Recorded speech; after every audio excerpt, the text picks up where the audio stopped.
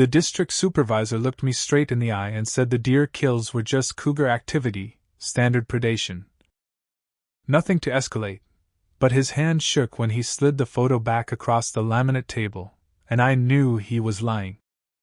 My name is Rachel Voss, and for 3 years I'd been the Olympic National Forest's lead wildlife biologist. The one who could tell you the difference between a wolf scat and a coyote dropping from 20 paces in fading light, and I'd never seen any cougar do what was done to those deer. The first carcass turned up on a Wednesday morning in late September, just off the Quinault River Trail where the old-growth Sitka spruce make the air smell like wet earth and resurrection.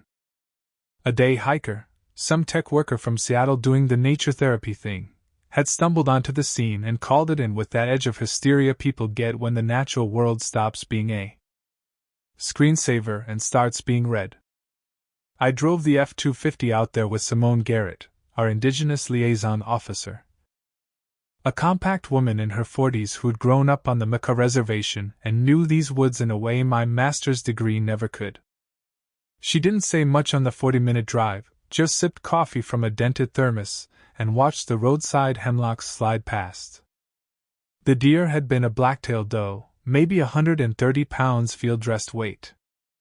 What was left of her lay in a small clearing where the canopy opened enough to let in columns of gray morning light. The local ranger, Derek Hollis, a square-jawed transplant from Colorado who treated the peninsula like his personal training ground, was already there, standing upwind with his arms crossed. "Cougar," he said before I'd even knelt down. "Big one, probably." Tom passing through. I ignored him and pulled on nitrile gloves. The doe's ribcage had been opened, but not the way a cat does it. Cougars are throat and haunch killers. They suffocate and then feed on the hindquarters, working methodically. This was surgical.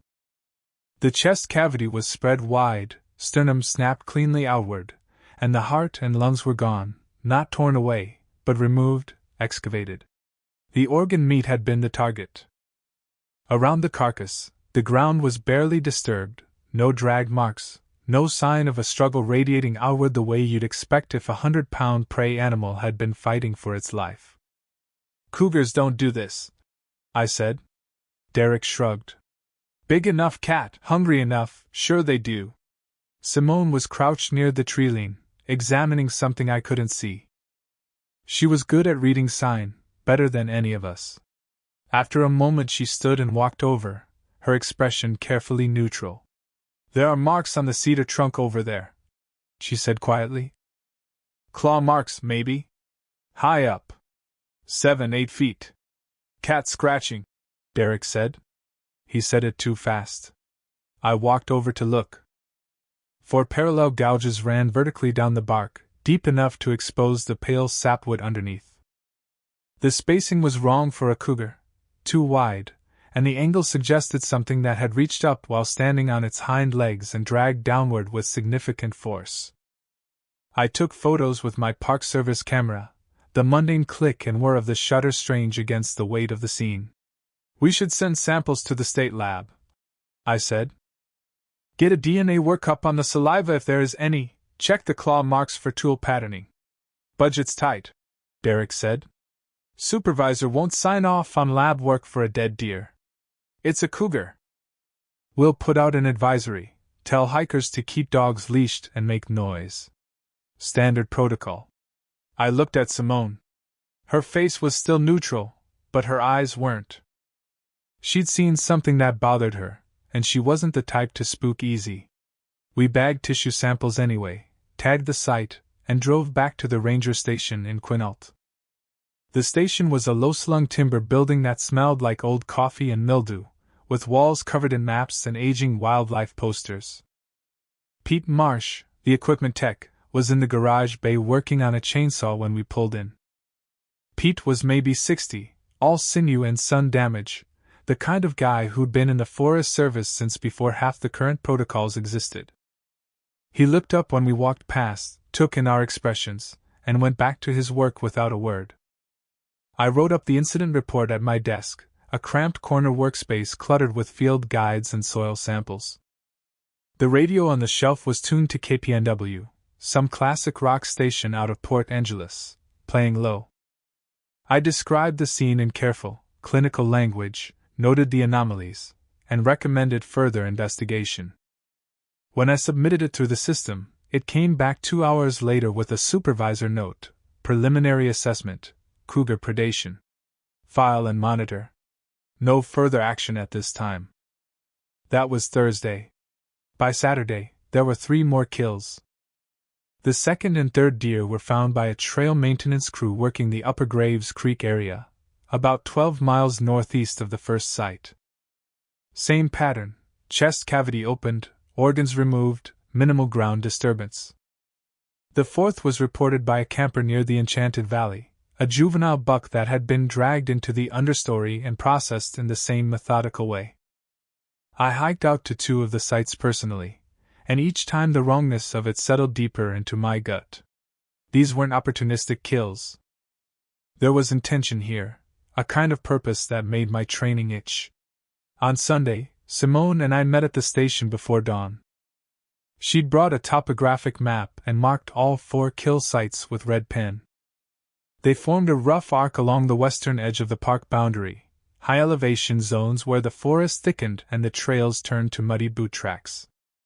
My grandmother used to tell stories, Simone said, tapping the map. About the K with the QTI, the ones that walked between shapes. Wolfmen, the missionaries called them later, but that's not quite right. The word means something closer to wrong thing or dog that isn't. I didn't dismiss it. I'd worked with enough field biologists in remote areas to know that traditional knowledge often coded real observations in metaphor. What did the stories say about behavior? That they were smart. That they tested. Left things where people would find them, watched how we reacted. They hunted for more than food. She paused, then added, "My uncle claimed he saw one in the 70s, up near Shershire Beach. Said it stood upright, taller than a man, and watched him from the dune grass. He reported it. Got laughed out of the office. You think that's what this is?" She looked at me with those careful eyes. "I think something's killing deer in a way I haven't seen before. And I think the pattern's moving closer to populated trail zones. Sooner or later, it's going to encounter people." Later. Turned out to be that night. The call came in at 10:15 p.m. I was in my rental cabin, a small A-frame near Lake Quinault that the Parks Service subsidized for seasonal staff, eating reheated soup and reviewing canned behavioral literature on my laptop. The phone was my personal cell, but the voice on the other end was dispatch. "Rachel, we've got a situation at the Winoochee Dam campground. Ranger on site is requesting wildlife assessment. Something tried to get into an RV. Campers are shaken up pretty bad." I felt my pulse tick upward. Tried to get in how? Scratching at the door, testing the windows. Big animal.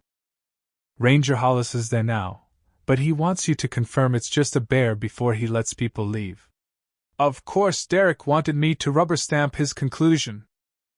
I grabbed my field pack, already loaded with the standard kit: bear spray, air horn, flashlight, camera, first aid supplies. I added a flare gun from the closet, not standard issue, but I'd bought it myself after a close call with a startled elk 2 summers back, and drove out. The Winoochee campground was a 15-minute drive, a developed site with RV hookups and paved loops. Not the deep backcountry, but close enough to the wilderness boundary that wildlife encounters weren't unusual. When I pulled up, I saw Derek's truck parked near Site 14. Light bar flashing red and blue against the Douglas firs. A silver Airstream trailer sat in the pool of illumination, its door hanging open. Derek was talking to an older couple wrapped in blankets, their faces pale. I approached, and Derek waved me over. "Rachel, tell them it's just a black bear, would you? They're freaking out." I turned to the couple. The woman was maybe 70, her husband a few years older. "Can you tell me what happened?" The husband spoke first. "We were inside, getting ready for bed. Around 9:30, we heard something outside. Heavy footsteps, circling the trailer. I figured it was a bear, maybe smelling the cooler. Then it started, testing the door. Testing? I asked. Not scratching like it was trying to break in. Pushing. On the handle. Like it was checking to see if it was locked. His voice was steady, but his hands shook. Then it moved to the window over the dinette. Put its hand, its paw, against the glass. Pressed. The wife cut in. It wasn't a paw. I saw it. Fingers. Long fingers. Derek gave me a look that said, "See what I'm dealing with." But I didn't smile back. "Can I look around the site?" I asked. I circled the airstream with my flashlight, Derek trailing behind. The ground was a mix of gravel and pine duff, not great for prints, but near the door I found a partial impression in a patch of bare dirt. I crouched down. It was elongated, canid in structure, pad and claw marks, but the size was wrong. 14, maybe 15 inches long. I'd seen wolf tracks in Canada that topped 11 inches. This was larger, and the toe spread was disproportionate, almost hand-like in the spacing. At the window, there was a smudge on the glass. I angled my light across it. It could have been a paw pad, but the pattern didn't match any bear I knew. Too linear, too defined. "Bear," Derek said behind me. "Big one." I took photos of everything, then walked a wider perimeter. At the edge of the site, where the asphalt loop gave way to forest, I found something that made me stop cold. Hanging from a low cedar branch, maybe 10 feet off the ground, was a deer leg, just the lower portion, hoof still attached, severed cleanly at the joint. It swayed slightly in the night breeze. "Derek." He came over, saw it, and went quiet. "Bears don't do this," I said. "Could be kids. Prank. In the middle of the night?" At a campground where something just scared the hell out of those people. I turned to face him. "This is a display. Territorial marking. It's showing us it was here." His jaw tightened. "I'm not filing a report that says we've got some kind of, monster. I'll be a joke. Write it up as bear activity, tell people to secure food, and we move on." I wanted to argue, but I knew the system. Derek was the responding ranger. His narrative would dominate. I could file a supplemental, but without physical evidence more compelling than ambiguous prints, and a deer leg that could theoretically be explained away, I'd just look like I was trying to stir panic. "Fine," I said. "But I'm taking the deer leg for analysis. And I'm putting trail cams up in this area. If it comes back, I want footage." He shrugged. "Knock yourself out." I bagged the leg, loaded it into the truck, and drove back to the cabin with my headlights cutting tunnels through the dark. The forest felt different now, denser. The trees crowded the roadside like spectators. Monday morning, I set up 6 trail cameras in a grid around the Winoochee campground and the Graves Creek corridor. The cameras were motion-activated, infrared-capable, the kind we used for monitoring elk populations. I placed them on deer trails and near natural bottlenecks, places where an animal would pass if it was patrolling territory. Simone helped, moving through the forest with the easy efficiency of someone who'd grown up reading its language. "You're taking this seriously," she said as we mounted the 4th camera to a hemlock trunk. "Something's out here," I said. "Maybe it's an aberrant bear. Maybe it's a wolf hybrid that got released or escaped. Maybe it's something we don't have a name for yet. But it's large, it's intelligent, and it's escalating." She nodded. "The old stories say they escalate because they're curious. They want to see what we'll do." "Great. We're being studied. Or tested." We finished the camera placement by noon and hiked back to the truck. My legs ached, good clean pain from miles on uneven ground, but my mind wouldn't settle. I kept thinking about the way the husband had described the door testing, the deliberate pressure. Predators don't do that. Predators rely on speed, strength, ambush. They don't experiment. That night I couldn't sleep. I sat on the cabin's narrow porch with a mug of coffee gone cold, listening to the woods. The usual soundscape, owl calls, the rustle of small mammals, the distant whisper of the river, felt muted, like the forest was holding its breath. Around 2 a.m., I went back inside and pulled up every incident report filed in the Olympic National Forest over the past 5 years. I filtered for anomalies, unusual animal behavior, unexplained property damage, hiker reports of large predators. There were more than I expected. A hiker in 2021 reported being followed by something that looked like a wolf but walked wrong. A trail crew in 2020 found a campsite torn apart. But the food stores were untouched, only sleeping bags and personal items disturbed. In 2019, a ranger reported finding a series of deer carcasses arranged in a line, evenly spaced, along a ridgeline.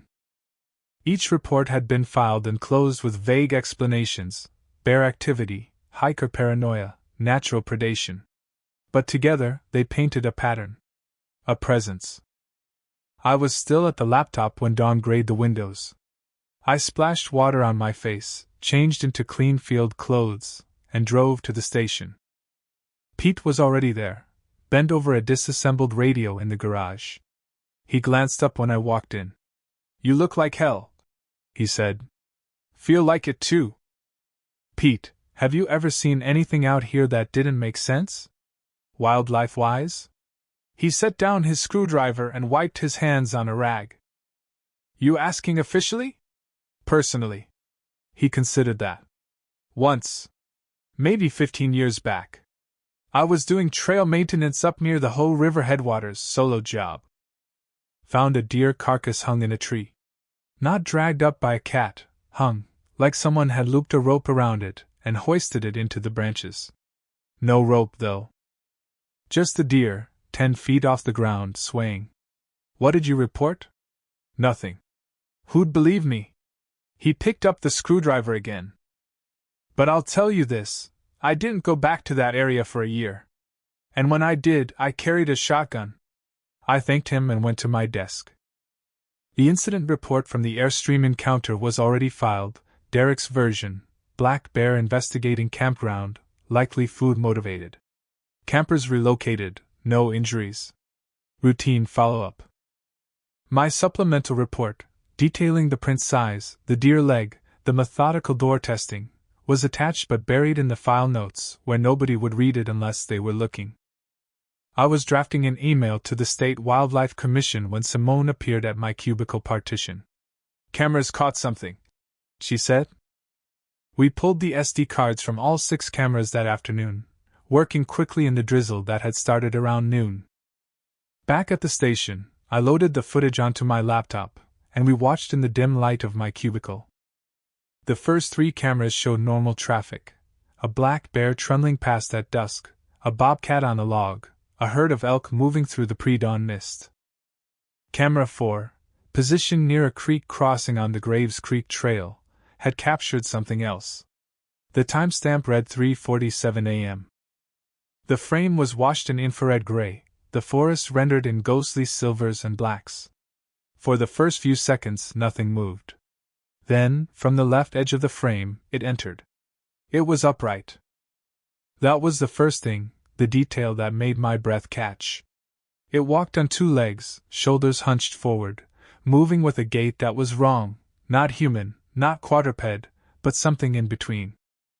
The body was massive, easily 7 feet tall, covered in dark fur that caught the infrared in strange patches. The head was canid, elongated snout and erect ears, but the neck was too thick, the shoulder structure too broad. As it crossed the frame, it paused at the creek and lowered its head to drink. Then it straightened and turned, looking directly at the camera. For 3 seconds, it stared into the lens. The eyes reflected the IR flash, 2 bright coins in the dark. Then it moved on, disappearing into the right side of the frame. The footage ended. Simone and I sat in silence. "Play it again," she said. I did.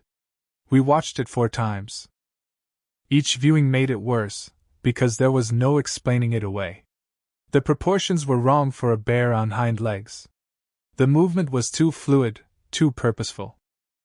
And the way it had looked at the camera, not startled, not curious, but aware. Like it knew exactly what the device was. "We have to show this to someone," I said. "Who?" Simone's voice was flat. "Derek will say it's a bear. The supervisor will say it's a hoax or a malfunction. You submit this officially, and you'll be the crazy lady who thinks Bigfoot is real. It's not Bigfoot. No. It's worse." She leaned back in her chair. "My grandmother's stories, the K with the QTI, they were hunters. Smart hunters. They didn't just kill. They learned." I looked at the frozen frame on my screen, those reflective eyes staring out. "What do we do?" "We find it," Simone said. "We document it properly. We get evidence that can't be dismissed. And then we decide who to tell." It was a terrible plan. It was also the only one we had. We started the next morning. I called in sick, something I almost never did, and Simone took personal time. We loaded the F-250 with field gear, GPS units, high-resolution cameras, binoculars, sample kits. I added the flare gun and 2 canisters of bear spray. Simone brought a hatchet, the kind you use for clearing brush, and a canister of something she wouldn't name. "Traditional," she said when I asked. "Sage and other things. Probably useless. But it makes me feel better."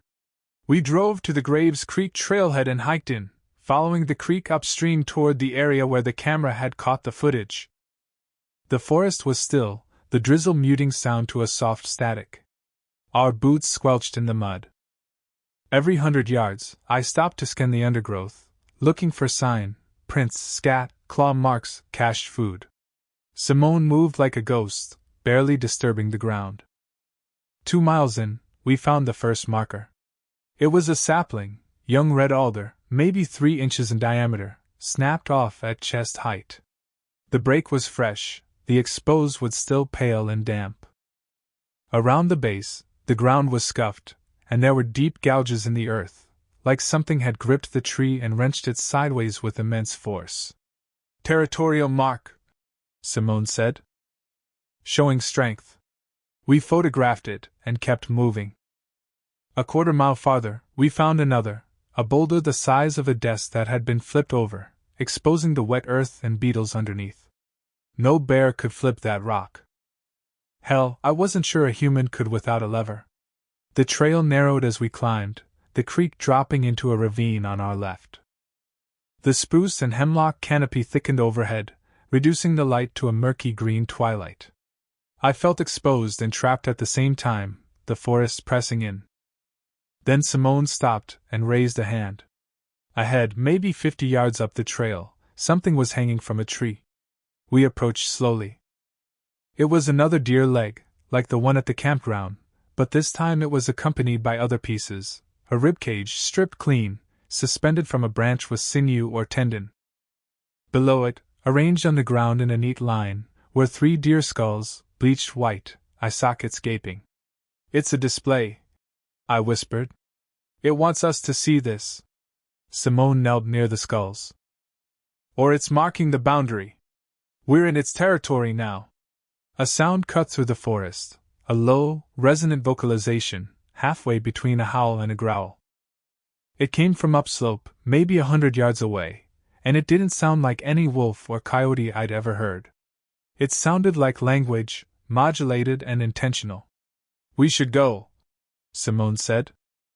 I wanted to argue, wanted to stay and document, but the rational part of my brain was screaming. We backed down the trail, keeping our eyes on the upslope forest. The sound came again, closer this time. Through the trees I caught movement, a dark shape, too large, weaving between the trunks. We didn't quite run, but we moved fast. My heart slammed against my ribs, and every snapped twig sounded like a gunshot. The shape paced us, staying parallel, just out of clear sight. Once I saw it fully, upright, broad-shouldered, loping with that wrong gait. It was tracking us, herding us back toward the trailhead. When we broke out into the parking area, gasping and mud-splattered, the forest behind us went silent. Simone leaned against the truck, hands on her knees. "It let us go." "Why?" Maybe it's not ready yet. Maybe it's still testing. I looked back at the trailhead, the dark mouth of the forest. Nothing moved. But I felt watched. That night, I did something stupid. I contacted an old colleague from grad school, a guy named Martin Shin who'd gone into cryptozoology, or, as he preferred to call it, speculative vertebrate biology. Martin ran a blog and a small research nonprofit that investigated reports of unrecognized large animals. Most academics considered him a crank, but he was rigorous in his methods, and he didn't dismiss data just because it was inconvenient. I sent him the trail cam footage with a brief explanation, no names, no location details. He called me an hour later. Rachel. Holy shit. Where did you get this? Can't say yet. What do you think? I think if it's real, it's the most important wildlife footage in a decade. If it's a hoax, it's a really good one. The movement is too fluid for a guy in a suit, and the proportions are wrong for any known North American mammal. He paused. You're in danger, aren't you? I'm being careful. Careful isn't enough. If that thing is what it looks like, some kind of extant amphicyanid or convergent predator, it's going to be territorial and aggressive. You need backup. I have backup. I glanced at Simone, who was sitting across from me in my cabin, cleaning her hatchet blade with a whetstone. Then, for God's sake, don't go looking for it alone. And send me more footage if you get it. I can run it through motion analysis software, compare it to known gaits. I thanked him and hung up. Simone looked up from the blade. He thinks it's real? He thinks it's possible. She nodded slowly. My cousin works for the Macaw Tribal Council. I called him this afternoon. Told him what we found. He said there have been stories coming out of the interior reservations for years. Sightings, kills, people going missing on hunting trips. The tribes don't report it to the Park Service because they know it won't be taken seriously. They just avoid certain areas. Jesus. How many sightings? Dozens. Maybe more. Spread out over decades. She set the hatchet down. He called them woodwargs. Said the name's newer, maybe 50 years old, a blend of the old language and English. Before that, they were just K with a QTI. The wrong things. Do the stories say how to stop them? Fire. Noise. Numbers. Don't go into the deep woods alone, especially at night. Respect the boundaries. She met my eyes. And if one marks you, if it decides you're prey or a rival, you have two choices: leave the territory permanently, or kill it. We can't leave. This is our job. And people are using these trails. Then we kill it. I wanted to laugh at the absurdity. Two women with a hatchet and a flare gun. Hunting something that could flip boulders, but the look on Simone's face stopped me. She was serious. And maybe she was right. We spent the next day planning. I requisitioned additional trail cameras under the guise of an elk monitoring study, and repositioned them in a tighter grid around the Graves Creek area. Simone reached out to her cousin and got the contact information for a tribal hunter who'd claimed to have driven off a woodwarg in the 90s.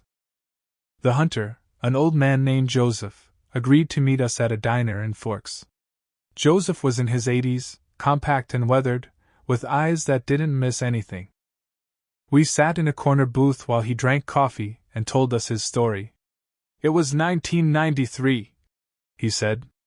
I was up in the Kalawa Basin, hunting elk. Had a good spot, a ridge overlooking a meadow. Second day, I found one of my gut piles dug up, scattered. Thought it was a bear. Then I found tracks. Big tracks, like a wolf but longer.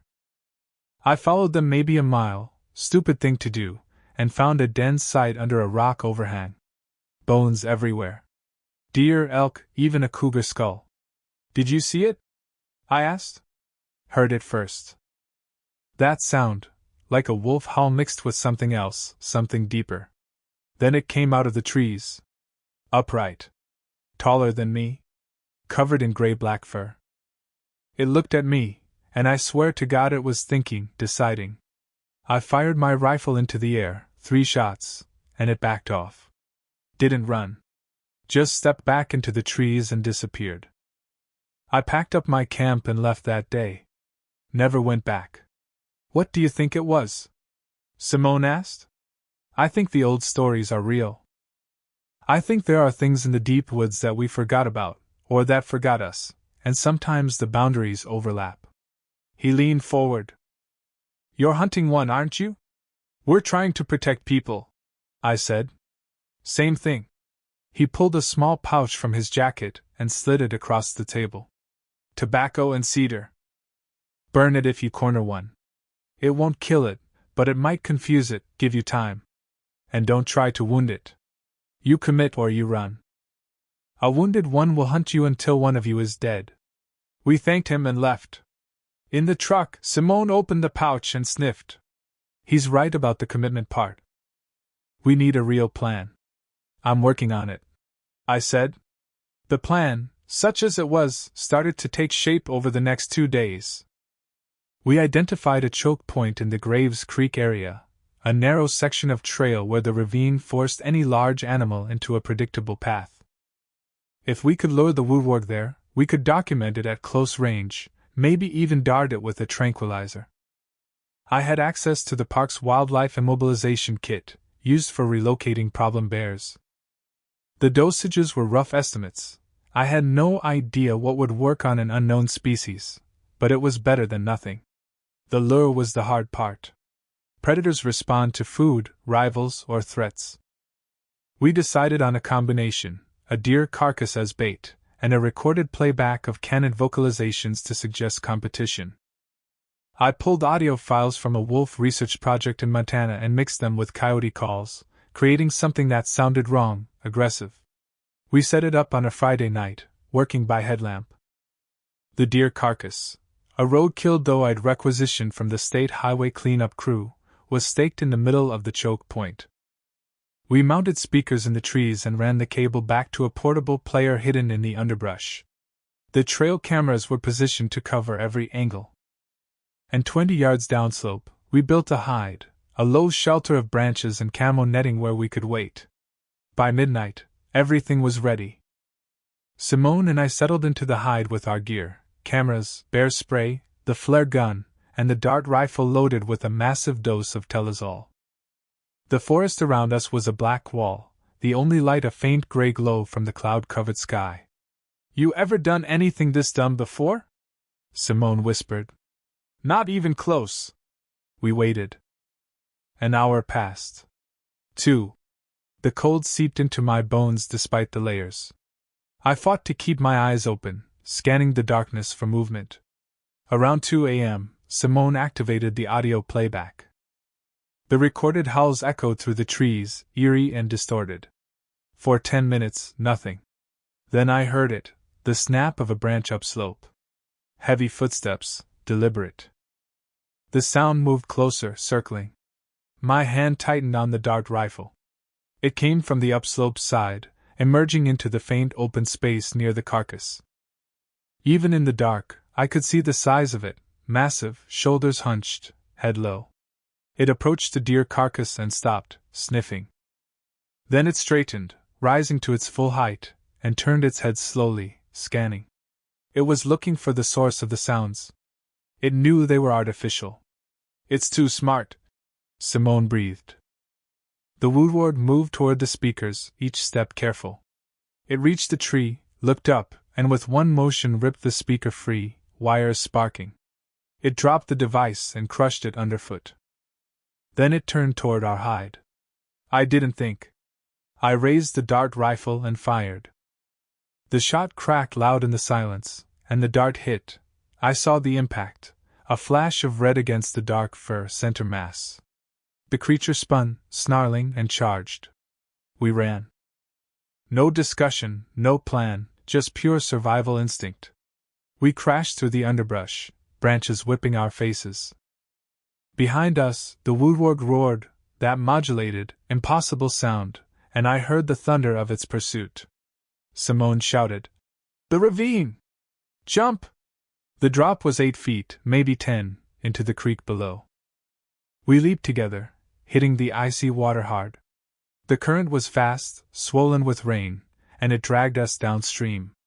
I fought to keep my head up, gasping, the cold shocking the air from my lungs. Beside me, Simone kicked hard, angling for the far bank. Above, on the ridge, the woodwork appeared, a black silhouette against the lesser dark. It paced the edge, watching. Then, horribly, it dropped to all fours and began descending the slope, fast and controlled. We pulled ourselves onto the opposite bank, soaked and shaking, and kept running. The forest was a maze of shadows. I had no idea where we were, only that we had to move. My lungs burned. My legs felt like lead. Behind us, the crash in pursuit continued, relentless. Then Simone grabbed my arm and pulled me sideways, into a narrow gap between two massive boulders. We wedged ourselves into the space, barely fitting, and went silent. The woodwork's footsteps slowed. I heard it sniffing, that wet huffing sound, moving along the creek bank. It was tracking us by scent. We were upwind, but soaked. Maybe the water had diluted our scent enough. The footsteps stopped. Through the gap, I could see a slice of the forest. A shape moved past, upright, too close. I held my breath. Simone's hand found mine and squeezed hard. The shape paused. Turned. It sniffed again, and I swear it looked directly at our hiding spot. For a moment, I was certain it would reach in, drag us out. But then it made a sound, low, almost frustrated, and moved on, crashing into the underbrush upslope. We stayed in the rocks for another hour, shivering, listening. When the forest finally settled into normal night sounds, owl calls, the rustle of small prey, we crawled out and made our way back to the truck, a miserable 2-mile hike in soaked clothes. We didn't speak until we were locked inside the F-250 with the heater blasting. "The dart didn't work," I said. My teeth were chattering. Maybe it did. Maybe that's why it gave up. Simone pulled off her soaked jacket. Or maybe it's still playing with us. I drove us back to my cabin. We changed into dry clothes, and I made coffee so strong it was almost undrinkable. Dawn was graying the windows when Simone finally said what we were both thinking. "We can't kill it. Not with what we have.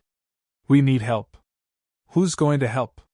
"If I report this officially, I'll be put on leave for mental health reasons. If we go to the media, we'll be laughed at. And if we bring in outside hunters, the Park Service will shut us down. Then we get it to leave. We make this territory too dangerous for it." "How?" She stared into her mug. "Fire. Noise. Persistence. We make it understand that we're the bigger threat." It was a long shot, but it was something. Over the next week, we executed a campaign of escalation. We pulled the remaining trail cameras and confirmed that the woodwarg had destroyed 2 of them, not just knocked them over, but systematically dismantled, as if it understood their purpose. The footage from the surviving cameras showed it moving through the area in a clear patrol pattern, marking trees and stacking rocks in deliberate cairns. We began our counteroffensive. Using the Park Service's prescribed burn protocol, I filed for a series of small controlled burns into Graves Creek drainage, citing fuel load reduction. It took some bureaucratic wrangling, but I got approval. Over 3 days, we burned sections of underbrush, creating noise, smoke, and disruption. The fires were small and controlled, but the message was clear: this area was contested. Simultaneously, we installed motion-activated strobe lights and sirens at key points along the ridgeline, equipment borrowed from the park's wildlife hazing program, normally used to deter problem bears from campgrounds. Every time the woodwarg approached, it would be hit with blinding light and sound. For 5 days, the strategy seemed to work. The trail cam footage showed the creature entering the area, triggering the lights, and retreating. It probed from different angles, testing, but each time the defenses activated. On the 6th day, it adapted. The cameras caught it approaching in full daylight, something it had never done before. It moved directly to one of the strobe units, studied it for a moment, then ripped it from the tree and smashed it against the ground. It did the same to the next unit, and the next, methodically destroying each one. Then it turned toward the nearest trail camera, walked up to it, and stared into the lens. For a full minute, it held that gaze. Then it reached out with one clawed hand and crushed the camera. When I reviewed the footage, my hands were shaking. It's not leaving. It's escalating. Simone nodded. We've challenged it. Now it's responding. That night, the woodward came to my cabin. I was asleep when the sound woke me, a heavy thump against the exterior wall, like someone had thrown a log. I sat up, heart racing, and grabbed the flashlight from my nightstand. Another thump, harder, on the opposite wall. Then the scrape of claws on wood, long and deliberate. I scrambled out of bed and grabbed the flare gun from the closet. The scratching moved to the front door. I heard the handle rattle, tested, just like the Airstream door. I backed toward the kitchen, phone in one hand, flare gun in the other. The door shuddered under a massive impact. The frame cracked but held. I dialed Simone. She answered on the first ring. Rachel? It's here. At my cabin. It's trying to get in. I'm 10 minutes away. Do not go outside. Another impact. The door splintered at the hinge. I raised the flare gun, aiming at the entry. If it came through, I'd fire into its face and run for the back window. The door exploded inward in a shower of splinters. The woodwork filled the frame, massive and dark, its eyes catching the light in twin reflections. It stepped inside, shoulders scraping the doorframe, and sniffed the air. I fired. The flare hit it in the chest and ignited, a searing magnesium burn that turned the room daylight bright. The creature roared and reeled back, clawing at the burning flare. I didn't wait. I sprinted for the back of the cabin, smashed through the window, and rolled into the wet grass outside. Behind me, the cabin interior was burning, the flare having caught on the rug. I ran for the tree line, bare feet slipping in mud. I could hear the woodwork behind me, crashing through the burning cabin, roaring in pain or rage. Then headlights flooded the clearing, Simone's truck, skidding to a stop. She leaned out the window. Get in! I dove into the passenger seat, and she floored it, tires spitting gravel. In the rearview mirror, I saw the woodward emerge from the cabin, silhouetted against the flames. It watched us go. We drove to the ranger station and locked ourselves inside. I called 911 and reported the cabin fire, leaving out the part about the monster. By the time the volunteer fire crew arrived, the structure was a total loss. Derek showed up around dawn, looking between the smoldering ruins and me with open suspicion. What happened? I woke up to something trying to break in. I fired a flare to scare it off. The flare started a fire. I got out. All technically true. Something? Bear? I don't know. I was too tired to fight. He walked the perimeter, found the destroyed door and the claw marks on the exterior walls, and his expression shifted, just a flicker, but I saw it. Fear. You should stay somewhere else for a while, he said quietly. Until we figure this out. For the first time, Derek wasn't dismissing me. He was scared too. Simone and I moved into the ranger station's back bunk room, a grim little space with military cots and a broken coffee maker. We spent the next day reviewing what we knew and what we had, footage of the creature, photos of kills and territorial marks, witness statements, and our own encounters. It was a pile of evidence that pointed to something extraordinary, but nothing that would hold up under institutional scrutiny. We need to force a confrontation, I said. On our terms. Document it in a way that can't be denied, and then get out. Where? I pulled up a topographic map on my laptop. The old fire lookout tower on Bogachiel Peak. It's been decommissioned for years, but the structure's still there. Elevated position, 360-degree visibility, single access point. We lure it there, document it from above, and we have proof. And then what? It can climb. Then we bring enough firepower to stop it. Pete Marsh appeared in the doorway, holding a toolbox. You two planning to kill something? I hesitated, but Simone said, Yes. Pete nodded slowly. I'll help. What do you need? By nightfall, we had a plan and a team. Pete contributed his personal hunting rifle, 8.30-06 with a scope, and a case of road flares. Simone brought her hatchet and the pouch Joseph had given us. I loaded the dart rifle with a double dose of immobilizer, just in case, and added every flare and canister of bear spray we could find. We loaded everything into Pete's truck, a battered Chevy that smelled like diesel and gun oil, and drove toward Bogaccio Peak. The fire lookout was a 3-mile hike from the nearest logging road, up a steep trail overgrown with salal and ferns. We made the climb in the dark, using headlamps, our packs heavy with gear. The tower emerged from the mist like a skeletal hand, 4-story metal frame, a small enclosed cabin at the top, rusted but intact.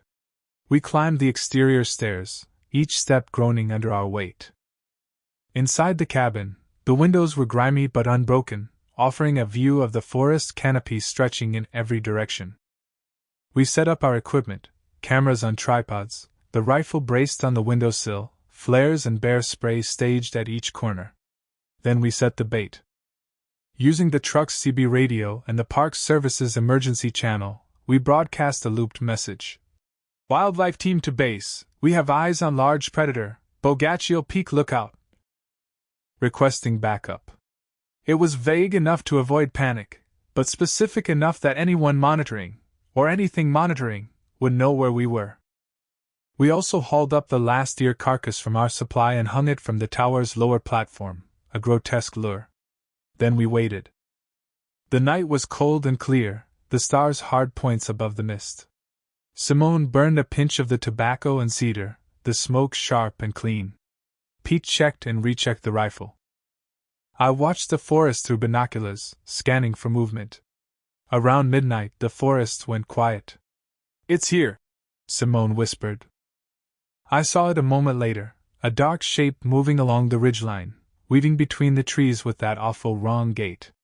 It paused at the clearing's edge, sniffing. Then it saw the deer carcass and approached slowly, wary. Don't shoot yet, I said. Let it commit.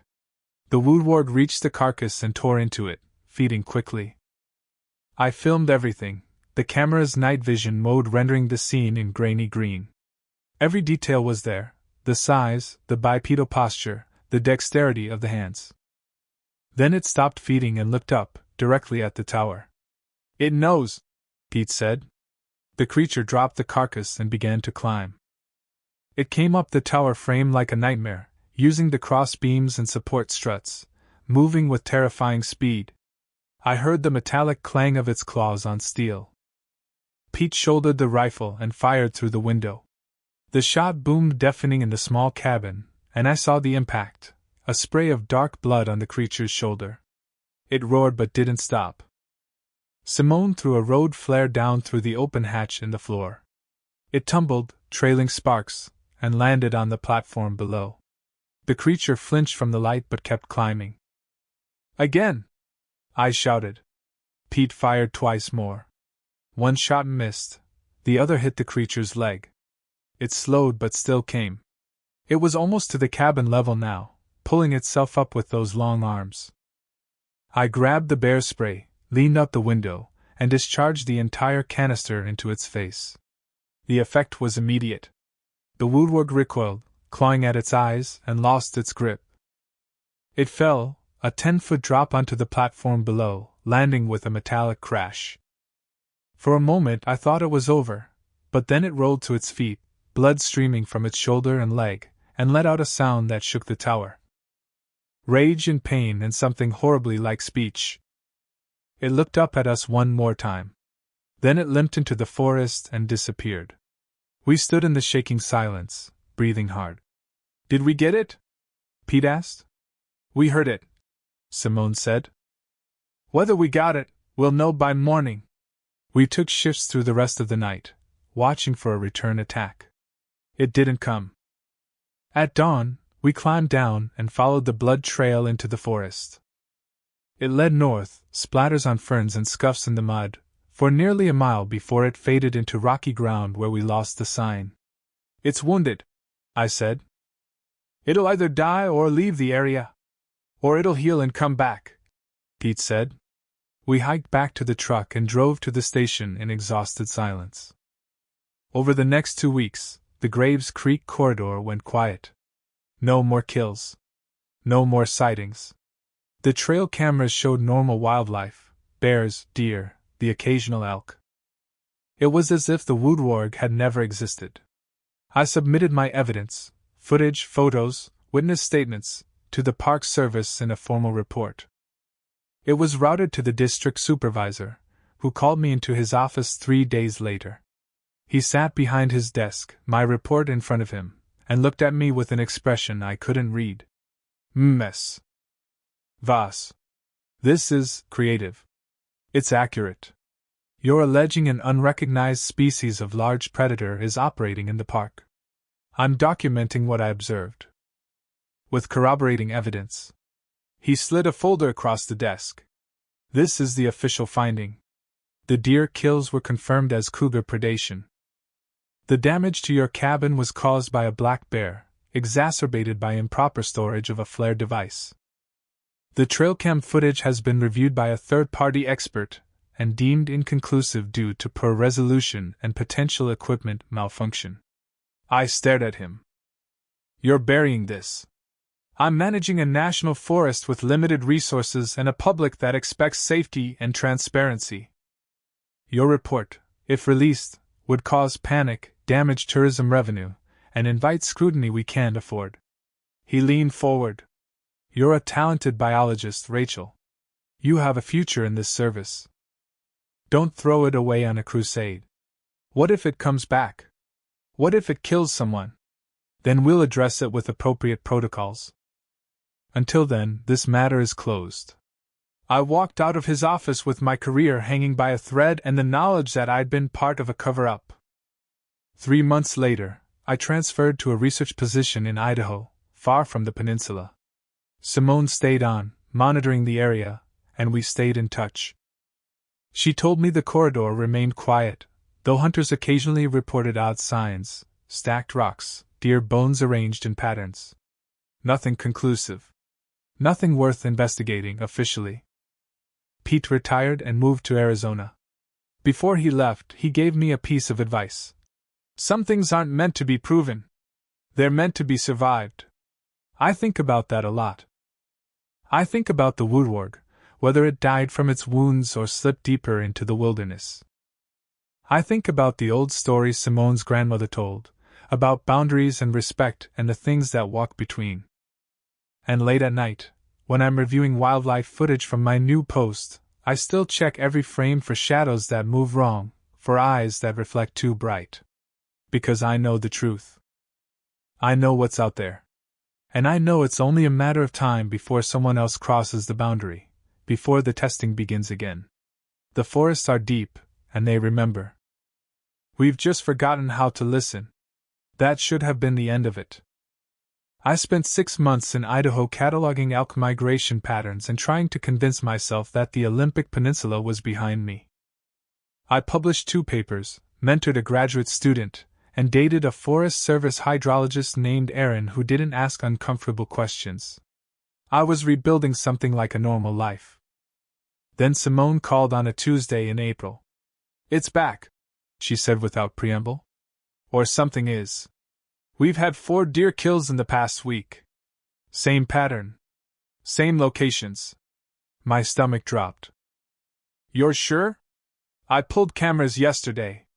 Rachel, it's not alone anymore." She sent me the footage that night. I watched it on my laptop in the dark of my apartment, door locked, curtains drawn. The videos showed 2 of them, moving together through the Graves Creek corridor, one larger, limping slightly on its left hind leg, and a second, smaller figure. They moved in coordination, communicating with low vocalizations and gestures. At one point, the larger one stopped and made a series of marks on a tree trunk while the smaller one watched, as if teaching the wounded one. It had survived. And now it was training another. I called Simone back. What are you going to do? What can I do? I filed a report. Derek filed a report. We both got the same response: standard predation, no evidence of anomalous activity. The new district supervisor never even reviewed the files. It's like the service has a protocol for this now: just deny and bury. They do, I said quietly. I think they've been doing it for decades. There was a long silence. Then Simone said, Joseph died last month. Heart attack. Before he passed, he told his family to pass a message to me.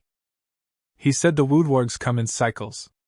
Every 20-30 years they move into territory where people have expanded, and there's conflict.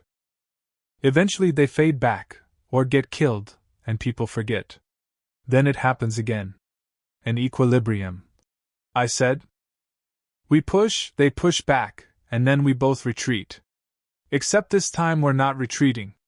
The trails keep expanding. More campgrounds, more tourists. The boundaries are gone. Her voice was steady but tired. I can't protect people from something that doesn't officially exist. And I can't kill them all myself. I stared at the frozen frame on my screen, two creatures standing upright in the silver glow of infrared, looking back at the camera with those two bright eyes.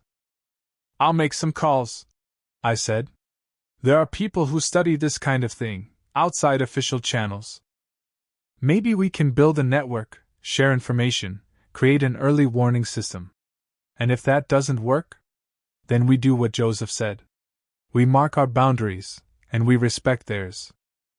We teach people to recognize the signs and stay out of marked territory. It's not perfect, but it's something. That's a surrender. No, I said. It's survival. I did make those calls. Martinchin connected me with 3 other researchers who documented similar encounters in the Cascades, the Northern Rockies, and the Boundary Waters. We shared footage, compared behavioral data, and mapped sighting clusters. The pattern was undeniable: concentrated populations in remote wilderness areas, with periodic expansions into human-adjacent zones during resource stress, drought years, hard winters. Wildfire displacement. We built a private database, invitation only, and started quietly advising park rangers and wildlife officers who'd witnessed incidents they couldn't officially report. It wasn't much.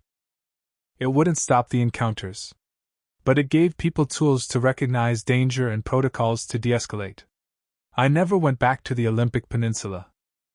Simone and I stayed in touch through encrypted emails and the occasional phone call. She told me the Graves Creek corridor was eventually closed to public access, officially due to trail degradation and avalanche risk.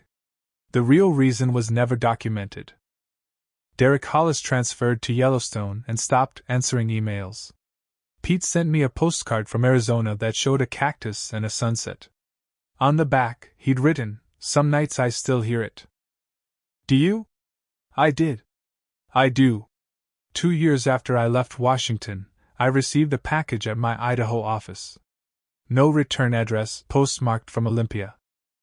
Inside was a manila folder with a government seal I didn't recognize, some subdivision of the Department of Interior I'd never heard of. The folder contained a single-page letter on official letterhead. Dr. Voss, your incident reports from Olympic National Forest, 2022 to 2023, have been reviewed and reclassified under Federal Protocol 7-19, C. All associated documentation has been transferred to restricted archives. You are advised that further public disclosure of related material may violate federal information security statutes. Your cooperation in this matter is appreciated and expected. Regards, Office of Special Ecological Concerns. No signature. No contact information. I burned the letter in my sink and flushed the ashes. But I kept the folder. And I kept the footage. Because someday, maybe not soon, but someday, the denial wouldn't hold. There would be an encounter that couldn't be buried, witnesses who couldn't be silenced, evidence too overwhelming to dismiss. And when that day came, someone would need to have the data ready. Last month, I got a message from an unknown number. Just 3 words, they're still teaching. I didn't reply. I didn't need to. Because I understood now what we were really dealing with. Not just predators. Not just cryptids lurking at the edges of human awareness. We were dealing with intelligence, adaptation, culture. The woodwargs, the K with the QTI, the wrong things, were learning from us as much as we were learning from them. They watched how we moved, how we defended our territory, how we reacted to threat. And they adjusted. The question wasn't whether we could coexist. The question was whether we could do it consciously, deliberately, instead of stumbling into conflict every generation and pretending the last one never happened. I don't have that answer yet. Sometimes, late at night, I stand on my apartment balcony and look toward the dark line of the Sawtooth Mountains, and I wonder what's out there in the gaps on the map. In the roadless zones we've marked, wilderness, as if that word means empty. I wonder how many other things we've forgotten how to see, how many boundaries we cross without knowing. And I remember that moment in the tower when the woodwarg looked up at me, wounded, bleeding, enraged, and I saw something in those eyes that I still can't name. Not quite human. Not quite animal. Something old and patient and utterly unforgiving. It let us live that night. It could have waited until dawn, until exhaustion took us, but it chose to leave. I don't think it was mercy. I think it was calculation. A message, you hurt me, but the cost was high. Remember that. I do remember. Every day. My name is Rachel Voss. I have a doctorate in wildlife biology and 3 years' experience in field research. I used to think I understood how the world worked, what was possible, and what wasn't. Now I know better. Now I know that the forests are deeper than our maps show, that the boundaries we draw are suggestions more than laws. And that we share this continent with intelligences we've spent centuries trying to forget. The park rangers are breaking their silence, one whispered conversation at a time. The dam is cracking. And when it finally breaks, when the evidence becomes undeniable and the cover-up collapses, we'll have to answer the question we've been avoiding. What do we do with a world that's more alive? More aware than we ever wanted to believe? I don't know. But I'm keeping the footage. I'm keeping the records. And when the time comes, I'll be ready to speak. Until then, I listen to the forests. And I remember that somewhere out there, in the deep green shadows, something is listening back.